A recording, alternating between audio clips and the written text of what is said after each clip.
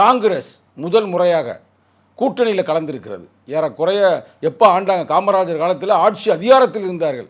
அதற்கு பிறகு அதிமுக, திமுக, திமுக, அதிமுக. ஆனால் வந்தால் யாருக்கும் கொடுக்க மாட்டாங்க, எல்லாத்தையும் தான் சாப்பிடுவாங்க. கூட்டணி அப்படின்னா எல்லாரும் சேர்ந்து ஓட்டு கேட்கணும்.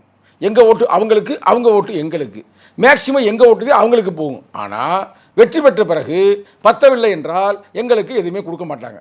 இது ஒரு அதாவது என்ன, ஒரு சட்டமாகவே இருந்துச்சு, சொல்லாத ஒரு சட்டமாக.